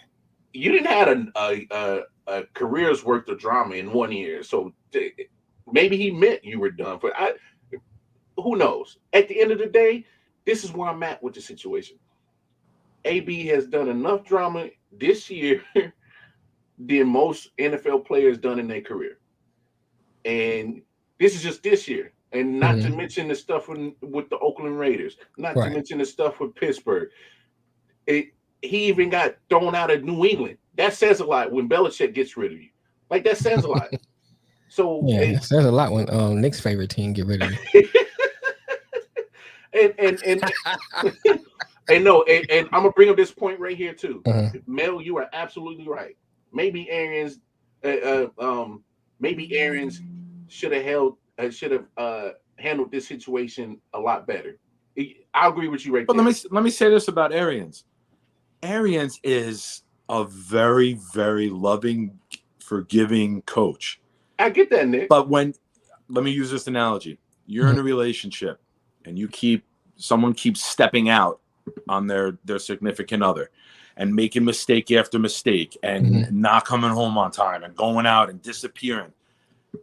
Someone can be very understanding, but every human being has their limitations. And you could tell that Arians, with all they've done to extend and be to make clearance for Brown, to make it work, you could tell that the man said, this is fucking too much. Like we could, you know who I blame for this whole situation? the dude who hit Godwin's knee and tore his ACL. Because if you have Godwin and Evans, you cut Brown after the Vax card shit, and he never comes back. But the only reason they took him back was out of utter desperation, and it blew up in their fucking face. And that was the frustration you saw come out with Arians, and rightfully so, because you're a grown-ass man, you're a professional, and you shouldn't have to be babied and coddled and treated like that. AB is the issue, and he caused everybody else to fucking erupt because of who he is. I get you, Nick. You're 100% right. But what I'm saying is, and this is where I'm agreeing with Mel at. You have to look at it at both sides of the coin, where there's enough blame to go around in this situation, from what happened on Sunday to what we're talking about now. There's enough finger pointing that can go around to everybody. Yeah, and everybody didn't handle everybody. Brown didn't handle this situation in a good way. Arians and the Bucks didn't handle this situation in a good way. Right. So now that it's done and over with, me personally, as much as I love Antonio Brown's talent, the NFL can be okay without him. Let's move on from AB. He's done enough drama in the NFL in his whole career that most players will ever do in a year. So let's be done with it. If you couldn't succeed in that situation with that quarterback and that coach, and then the open arms and the kid gloves that they treated you with, you can't succeed anywhere. That's a veteran team. You got guys like Dominic Sue, you got Vea, you got David, you got Evans, you got Brady, you got Gronk. You have so many veterans who, if they and this organization couldn't hold this together, nobody can. Because it doesn't mean you can force me to play in a bat and can read the text message. Yeah, I don't think that's what we're saying, though, man. At least that's not what I'm saying. You know, if both my point that I made earlier, because we was talking about AB, I didn't address Aaron's because we were talking about AB. But yeah, both of them could have handled it better. But at the same time, me as a person, I have to take care of me. So if I'm in that situation, I follow the protocols to cover myself. That's all I'm saying. Yeah. You know what I'm saying? And we can go back and forth whether he was right, this guy was right, who handled it wrong, who handled it. My thing is, because we were initially talking about AB, in that situation, if he follows the protocol, then he has himself covered. Now, above that, if the man, and that's probably where Arian's frustration is who the fuck are you to rule yourself out of the game? Do you know what I mean? It's not like a doctor told anybody. If AB goes the right protocol, none of these other dominoes fall. He didn't. He was the what do you call it? He went rogue, like he does when you have mental issues. Right. So it's not like the doctor ruled him out and Arians is like, fuck that, get back in there anyway. That didn't happen. I can't believe like people are trying to like justify Antonio Brown's actions. Right. And I don't think that's what Mel's doing either. I think Mel's trying to put up an No. But understand this about Melvin Wall. He is a players first kind of guy. Right. And I don't have a problem. I'm a person. But if you're a players first guy, you want the player to protect themselves. And you go through the training staff and the doctors. Name another player who sits on the bench and says, I'm declaring I'm out. You have guys racing around the sideline to try to find their helmet to get back in to help their team win. This guy bailed out on his own without medical staff authorization. I'm fucking hopeful we never fucking have to discuss him again. But here's my point, going back to my original point. If you look at it from a AB standpoint. Little boxes, you good on that one, bro. Hey, but if you look at it from an AB standpoint, right? And I said this Monday, we are judging him based on someone who doesn't have a mental problem. You know what I'm saying? I'm there. I'm saying, well, you can't put him in a box. A normal person will act this way. And that's kind of how we put in our evidence. Well, you know, you need to do that. If he has a mental problem and I see myself, I'm hurt, I can't go in there no more, I'm sitting out. You're not looking at it, you know what I'm saying? That's how he's looking at it from AB's point, because that's how his thinking is going. You know, versus if you look at it, I want to use the word normal, but right now I'm lost for a word I want to say. Well, as a normal person, won't look at it from that standpoint. They look at it more like, okay, let me go through this and do this, or let me talk to the doctor. So I'm saying that's more my point. But at the same time, I think he has enough. For me, I think he had enough mental capacity to know to do the protocols. You know what I'm saying? Absolutely. I do think he had enough mental to know to do the protocols. For him. Now he might have been thinking, "Hey," he said, "Read the text message." Which text message? No. I read the text messages, man, and you know. Oh, he's talking about the text message, AB. Yeah. Okay. I read them, and then I read the statement. I saw Arian's press conference. I mean, okay, hold on. I gotta plug the phone up. Hold on, man. And I've read all the information that has been going back and forth, and that's why I came to the conclusion that literally both parties in this situation didn't handle the situation right, and it's like it's settled. He's not on the team. You ever have a child have a tantrum? Yeah. Did you act normal in your response when you've been pushed to your brink of that tantrum, or do you explode too as a parent? You do your best to maintain. You do your best to keep calm, but there comes a tipping point. There comes a time. Everybody's got a tipping point where the eyes bug out, the head rolls, and they know you're going to a level you shouldn't. Oh, yeah. Now, how many injuries happen a game between both teams? Say 10, right? Yeah. There's 16 games a week, 160 injuries a week. Yeah. On average. 18 weeks in a season. How many other fucking times does something like this happen? The problem's AB. He's domino number one, and I can't fucking think anybody else can see that any differently. I mean, there are a couple hundred injuries a week in the NFL. This has never happened. Yeah. I don't care what he said, she said. This has never happened before in the NFL. See, but that's my thing. That's where we're getting at. It's a lot of he said, she said going on back and forth. Here you go, Mel. At bottom of the screen. I texted to him already. Oh, did you? Or if anybody else wants to call in on the WhatsApp, it's at the bottom of the screen. But he on the phone now. Oh, hey, what's going on, man? Can y'all hear me good? Yeah, we got you. All right, so here's my thing. So I think Nick is getting what I'm typing in the comment section a little bit mixed up. There's no defense for Antonio Brown's actions after he got cut from the sideline. I'm not defending him storming out the field.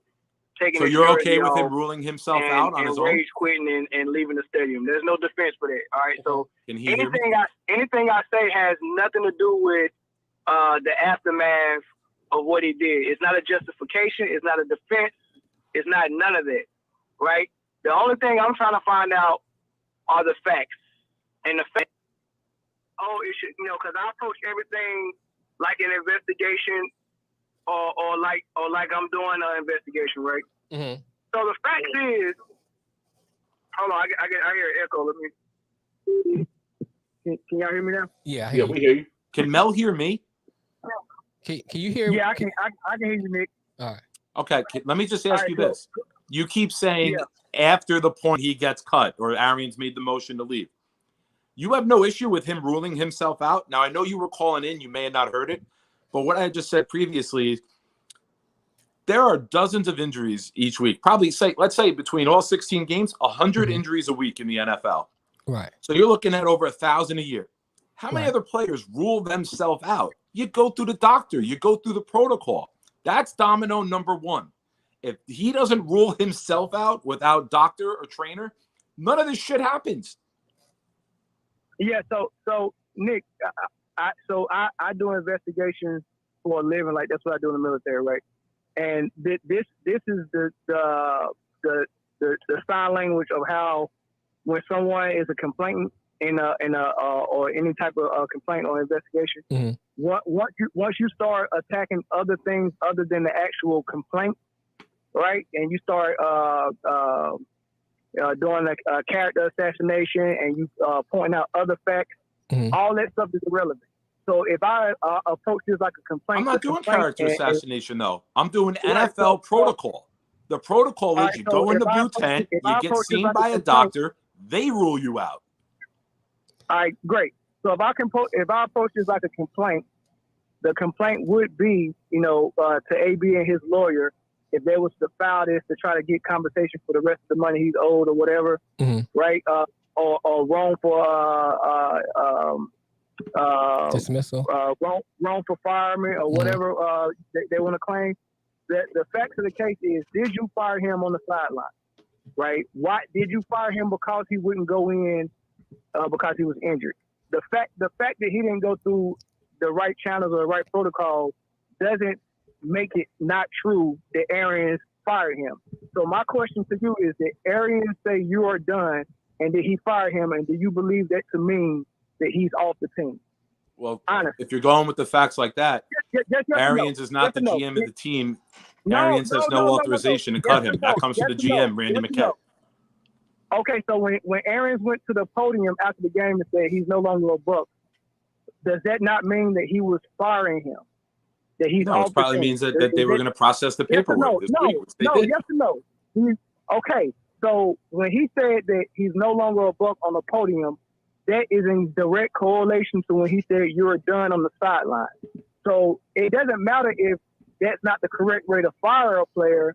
What matters is Arian was communicating to Antonio Brown that you're no longer on the team because you will not go in the game when I asked you to, right? So the case is, Antonio Brown's complaint is, I told him my ankle was too hurt to go back in the game, and he told me I'm off the team because I wouldn't go back in the game. There's no defense for that. That is 100% true. And what does it matter? What's the point? What's your point? You told me I'm off the team because I won't go in the game due to my ankle and too hurt. Now, take that back. I'm gonna say this one thing and I'm gonna shut up. Okay. Then you take that a step backwards and you look at the text messages and you look at that he missed almost 6 weeks because of his ankle, and then the team actually cleared him to play, but after he twisted in the first game back, he's texting Arian saying, I don't know if I can go full strength. My ankle is still jacked up. When I wake up in the morning, I see what I can do. He said, come talk to me tomorrow. He went to go talk to him, and they arranged for him to get a shot in his ankle so he wouldn't feel the pain. And during the game, he still was feeling it and was like, okay, I'm done. Okay, so he missed the point where he should have went to the team doctor. But when you tell your coach your ankle is too bad, your coach should be like, team doc, come check him out. But guess what? If my ankle is too bad, well, I don't feel like I'm safe enough on the field to protect myself, and a team doctor say, no, his ankle is good to go, and then what you do? Right. And Mel, I think. Let me say this right quick. I'm trying to see if I can clear it up. I think from Mel's point of view, what he is saying is that if you look at it from a civil suit or for a complainant, so from a judicial standpoint, then the facts, you have to take it at the facts how they are. Nick is kind of more exploring it as Antonio Brown as a player, what he should do as a player. In the sport of football. And since Mel, because of your background, you're going to look at it from you're looking at liability from a judicial standpoint. And I think that's where from liability I think that's where the two is kind of missing that that communication. Because Mel's looking at it from one direction and you looking at it from another direction, and so when the comments are dropping, we're missing each other.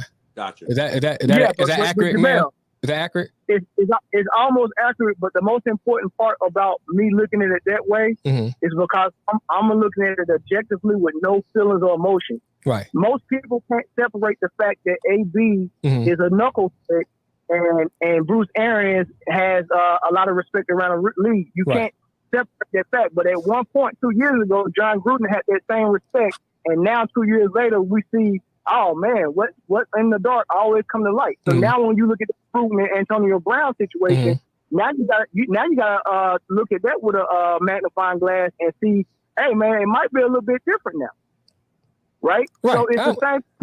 You can't take a person's reputation in a case like this. You have to take everything case by case. That's why when you have any type of what's trial, the case? He keeps referring to a case like there's a lawsuit into the court. the judge won't let you do it. Nick, you got to take the feelings out of it and look at it. And I'm gonna ask you this question one more time. Just answer it yes or no.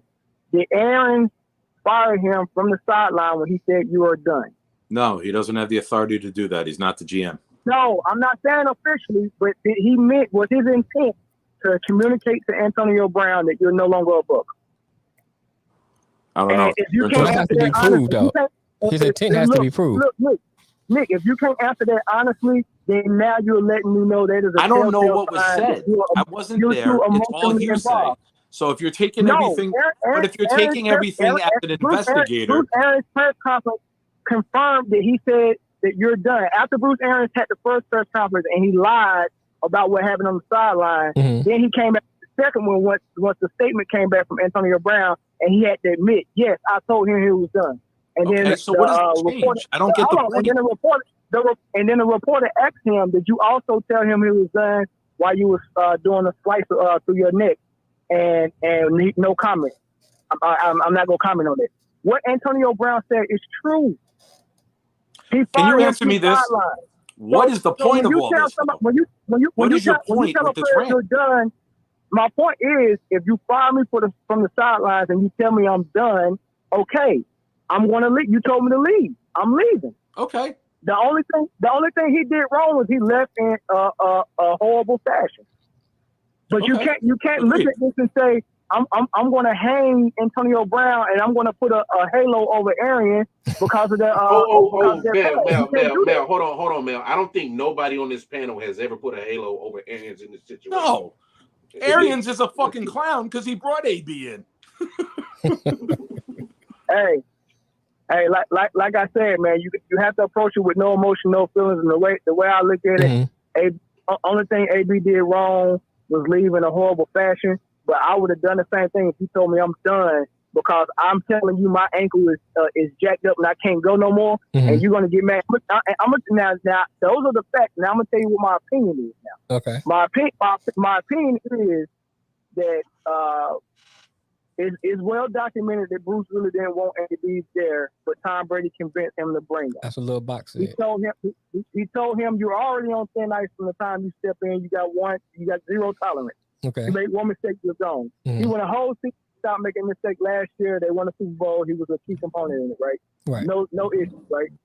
This year he had the ankle injury, and he was still on good behavior. Had the ankle injury set out, and then the thing came out about the vet card, which is also something that okay, Bruce Arians didn't want to deal with it. He was ready to get rid of him until Godwin and Evans got hurt, and he felt cornered. Like, oh, now we got to bring him back.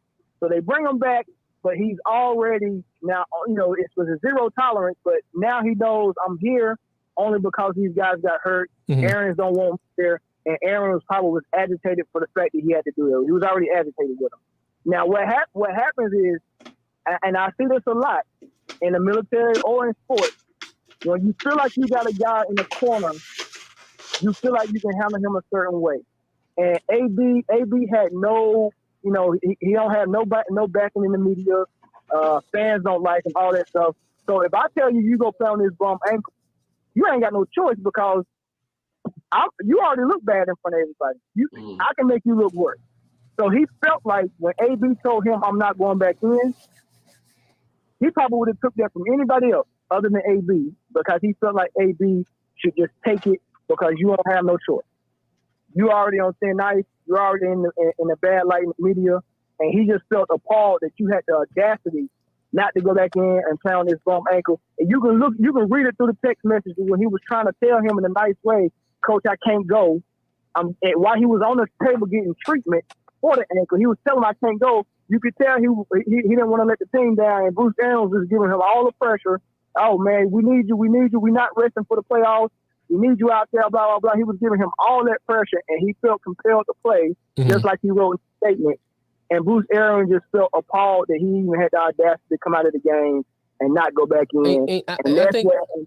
And that's what blew Arians up, and he was like, you're done. If you're not going to play for us on that bum ankle, you're done. Right. Because the only reason why you here is because we ain't got no choice because everybody else is hurt. But if you ain't going to play, you're done. And Mel, that's what it was. What's the point, though? I think what you're saying about the part about being this is what you think your opinion is, what your opinion is. I don't disagree with that, but I think like we had said it earlier, and it's kind of what you kind of alluded to it in a way, because AB has a reputation around the league. That kind of sometimes exacerbates the action, how you respond to somebody also too. You know what I'm saying? So so that could play. Right, a predator does that. That's how Pippen works. If you read Iceberg Slim's book on how to pimp a hoe, I read it. That's how you pimp a hoe. First of all, you got to be a little bit mentally vulnerable, right? And then you got to find them in a vulnerable situation where they ain't gonna eat if it ain't for you. Right. That's pimping 101. When you see someone that ain't got no choice, first of all, he got a little mental thing going on, and on top of that, his situation is so dire that he ain't got no choice but to do what Aaron tells him. Well, I don't disagree. That's the NFL though. In general, though, the NFL does that to players. Sports. Let me just say that in general. Sports. And now you see why I'm pro player and not pro establishment. Oh, everybody is pro establishment is speaking against AB, and I'm telling you, you shouldn't be. Mm-hmm. Hey, Mel. Hey, Mel. How many holes you got, dog? But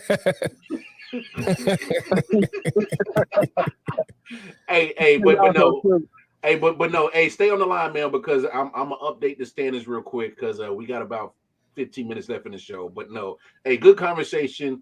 But I think I think everybody on the panel is agreeing that both parties didn't handle the situation best of ways, and I think that let's just move on because the Buccaneers are trying to move on, and so they're trying to get a Super Bowl. But just because you're here, Mel is still in first place at 165.90. You gotta hit your picks this week, Mel, because you only have a 4-game lead on Sophia, who is at 161.94. And you are 5 games up on both Nick and Nikki Jr. at 160.95. And then you're only 6 games up on Detroit Mel at 159.96. And I need you to have an epic collapse and get all of them wrong because I am 15 games behind you at 150 and 105. So this could be a crazy week, though, because guys are benching players. Yeah. You know, this isn't a regular, normal pick-em week. So this could be a crazy week with when do starters get pulled out, you know, if games are out of hand. There's going to be some crazy. Right. Now, hey, Nick, go ahead, man. Shoot. Hey, I'm picking Philly this week, man. Am I wrong? You're picking Philly against Dallas? Over Dallas. Ooh. Philly's been playing pretty good. Philly, I'll say that. I'm not saying Dallas been kind of like on the decline. Philly, but I don't know if they have it in them. All right, fellas. So this is what I want to do.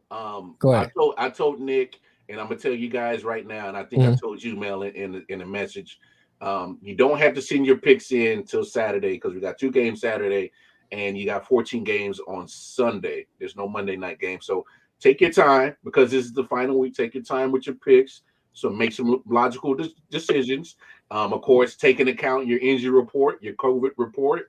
Take your time this week, all right? Because this the nitty gritty. This is for the championship right here, all right? So, at one person at a time, I want you to throw out a game that you're particularly looking forward to seeing, and kind of where your mind's headed. So, Melvin Wall, give me a game that you're itching to see, and how you see it going down. All right, so I already alluded to the Dallas and Philly game. I'm itching to see that one because I want to say they had a game. I don't know if it was the last game of the season or the next to the last game, but I think Dallas needs that game for the playoffs. And Wentz and Philly was playing horrible all season, but they got up for that Dallas game and sent them to the crib, man. And I feel like Dallas just always got Philly always got Dallas' number like in that way. And I really think that they're going to give them another loss this year, man. And the reason why I'm looking so forward to it is because I can't wait to Tuesday when Corey's on the show. And I can just because me and Corey argued about Dallas all for the last 2 years So it got exhausting, and I was like, you know what?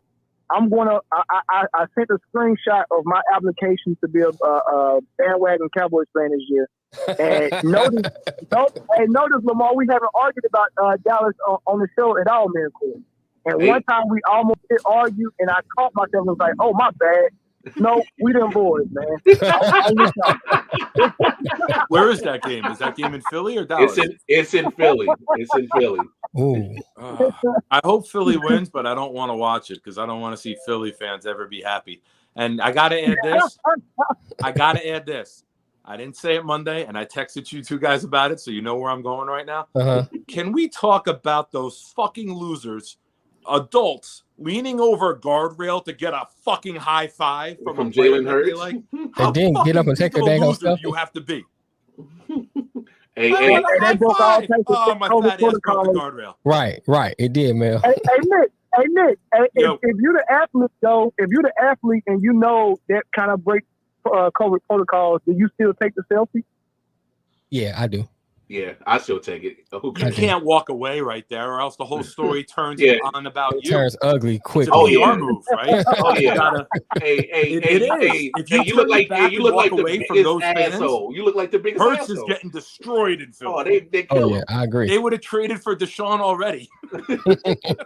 Yeah. Hey, has a lawsuit come out against Philadelphia for that guardrail being weak like that? That was against the Giants and the Jets. It's in Washington, but there probably will be. Even though all the fans popped up right away and just wanted to get the picture because that's all they cared about. Now they're going to be like, oh, man, Daniel Snyder's a billionaire. We could probably fucking put together a lawsuit over this. Right. Not that you're fucking fat and lazy and filled with fucking natty ice and meth and you fucking fall over. Wait, the meth, though? He said natty ice and meth? You ever seen people from Philly? Oh, God. You ever seen white people from Philly? Hey, throw the disclosure right there. Right. The thoughts and opinions of Philadelphia people. Yeah, I'll say it. That's my fucking thoughts. Big homie Nick, game you're looking forward to and how you see it breaking down this weekend? I just want Seattle to lose one more. Oh. I just want Seattle to lose one more. You know what? There's rumors that Elijah Moore and the Jets are supposed to play, and I'm going to just take it. I don't care about like any of the other games, like the positioning or the seeding or who's in or who's out. I want to see my quarterback play well, man. We got steamrolled by Buffalo last time we played them, 45-17. I think 10 of those 17 were scored in garbage time. All I've been asking for all year, you guys have been with me for 18 weeks. Right. Progress. Show me some progress. Compete in this game. See? Natty Ice and Meth, guaranteed that some Phillies fans. Do you know how many cramps have that stamp on their lower back? Go ahead. What you saying? I can't with y'all, bro. Hey, we did good for fucking 2 hours. If we go wild the last 10 minutes, that's pretty good for us. Melvin got you wild up. Yeah. No. I'm messing with you, man. Go ahead. I just want to see progress. The line has done better. The secondary is playing well. Zach Wilson hasn't thrown an interception in 4 weeks. I really want to end the season on a good note. Like I don't expect to beat Buffalo but Buffalo's got to play to win this game. They want to win the division. So we're gonna get Buffalo's best. I hope they get our best. And we played well against Tampa last week. Let's see if we can do it again against another team in the playoffs. Right. Detroit Mel, game you're looking forward to seeing, how you seen it shake down? I'm torn between the Chargers and the Raiders and the Dolphins and the Patriots, because both of those games are intriguing to me to see who, because the Raiders been winning and Chargers been up and down. So I want to see what's the outcome of is it really the Raiders, or are the Chargers starting to come on at the right time to go a playoff push. Don't bet against the preacher. Yeah. Hey, so I'm kind of. The game's on a Monday. Take the Chargers. Right. No. It's Sunday night. It's Sunday night. Sunday night. That's evening service. Yeah. All right. But take the preacher on Sunday night. So I kind of intrigued to see how that's gonna come out. But I still think the Chargers will win. But I'm looking forward to that Chargers and Raiders game too, because I'm hoping the Chargers win, because I need Melvin Wall to be wrong about that Raiders. That Raiders take was just horrible. And anytime. What was my take? You remember? Hey, you said that the Raiders would make a charge for the AFC West and make the playoffs. And you called double-digit wins. And so I need them to lose this one because I don't want them to get double-digit wins. And I said they will only get... How many wins they got? They got 9. Oh, so I'm almost right. That's what I'm saying. I need the Chargers to lose. It's not horseshoes, sir. It's not horseshoes. Bro. Hey, this is what Mel. I'm saying. Mel, let me tell you this, Mel. Just because I don't want Mel to be right, let's go Chargers. Hell yeah. Hey, y'all gotta understand when Melvin Wall is right, he will let you know he was right. I know. Right? I'm getting a fucking lightning bolt tattoo right now. Hey. Now hold on their lower back. Hey, first of all, Melvin Wall has won 3 fantasy leagues this year, and he ain't gonna let nobody live that down. All right, that's one. Oh, yeah, true. That's one. That's true. Right. All right. Now here's the second part. Mel Wall has been leading our NFL Pick'em League all season, and he's been loving that shit. So I need somebody to upset him in the final week so he don't get his championship belt. Yeah, let's go, Sophia. Let's go, Sophia. Let's go, Sophia. Ryan said, "I want." Hey, Lamar. You know, I could be strategic and just pick all the games Sophia picked. That way. How would you know who she picked? Hey, you wouldn't know. See, this is the good thing. You wouldn't know. You wouldn't even know. That's true. Yeah, that's true. So let's go, Sophia. Ryan says, "I want Indy to lose and the Raiders to win." Girl is sick today. This is her first day staying home. But I told her, spend a little extra time this week. You got some extra time on the couch. Take your time. Think about the game. Look to see who's playing and who's not. And she goes, I'm not doing that. I'm just going with my gut. Hey, her gut's been right all season. Is she up here your wife, Nick? No, she's my daughter. She's 11. Oh, your daughter? Oh, wow. She is a football savant. Like I'm telling you, she's the prodigy. She will work in the NFL one day. 11. She's 11. She was 10 this summer. She just turned 11. This summer, we're at my fantasy football draft, and we were doing Sophia trivia where you had to name, you could just throw any team at her and say, give me Jacksonville's running back. And she'd go, Robinson. Give me Detroit's quarterback. She'd go, Jared Goff. Like, she doesn't miss. The only one she had trouble with was Detroit wide receiver because she couldn't say St. Brown's like name. but Jared Goff had trouble with that too. So I mean, Jared Goff didn't know who St. Brown was till November anyway. Ryan said my kids don't even know the quarterback's name. Hey, real quick though, fun fact. Something I just learned 2 weeks ago. Y'all probably already know, but I'm gonna say it anyway. The Chargers logo is not a lightning bolt. The Charger was the name of a horse used in war back in ancient times, and the actual logo is the mane of a horse. If you look at the Denver Broncos horse logo, that mane is exactly the same as what we thought to be a lightning bolt on the Chargers helmet. Mm-hmm. Wow, I would have never noticed that. Why they call them the Bolts then? They've been called the Bolts. People just assume. I have no clue. Hey, wait a minute. We are never doing a show again. I asked Mel something. He said, I have no clue. That's good enough for me. Oh, well, shut it down. Shut it down. Hey, come on, Nick. I'm not that bad. Nick, I'm not that bad. I love having fun. I'm not that bad. I love having fun with it. It looks like a robot plowing turtles. Mel, promise me one thing.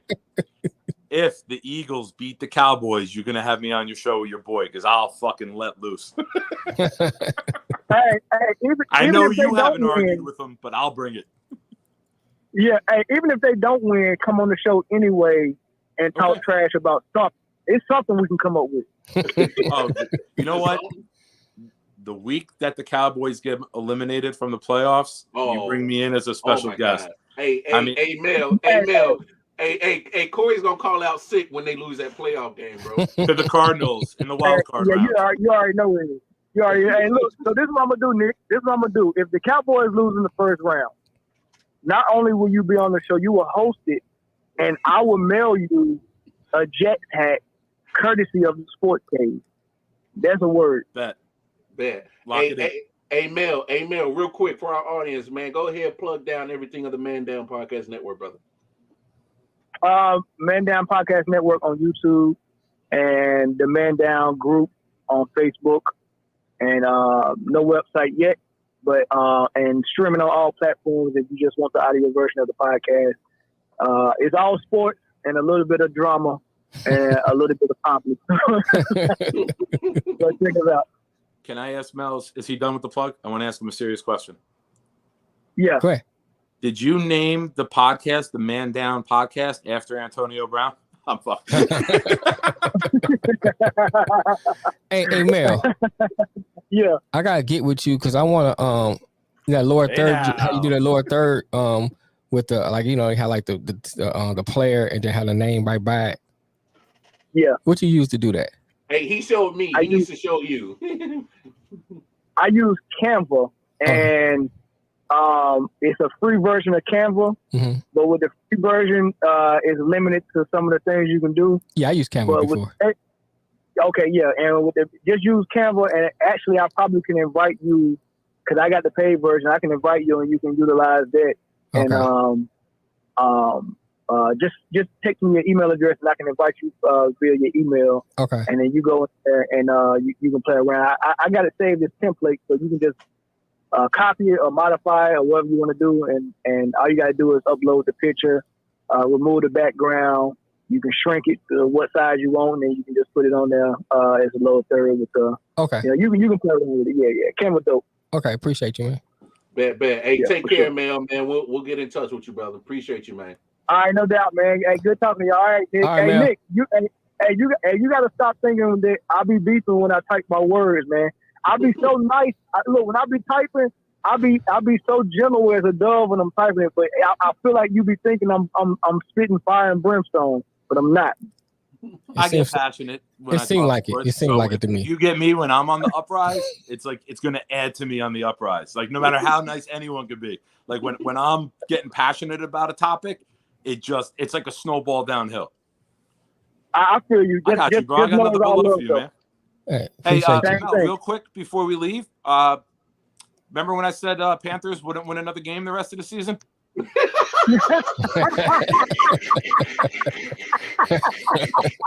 You did go with me that day. I said they're not winning a game the rest of the season. Look, I was being optimistic, man, because I'm like, yeah, man, this gotta work, man. This Cam is his old squad, man. But when you think about the football part of it, man, it's not him being so horrible as a quarterback. That's part of it, because those interceptions was just like, what are you doing?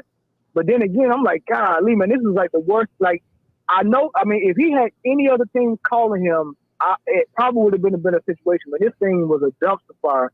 He barely had CMC. Then when, CMC needs the ball a certain way, but they was trying to appease Cam and let him play read option. That's not CMC's style. And, now you don't have a running back. Then he gets hurt. The O-line was trash. It was just bad. It was just very bad. I appreciate all the input and the analysis you just gave us. You could have just said, damn, man, you was right. Hey,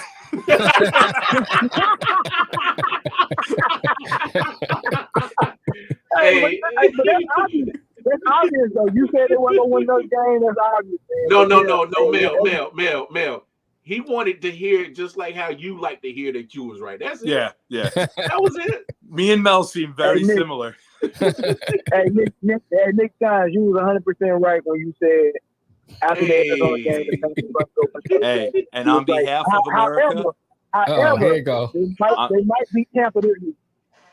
On behalf of America, I pray to God I have to give you my address so you can send me a hat and we can do this show and the Cowboys are none and done.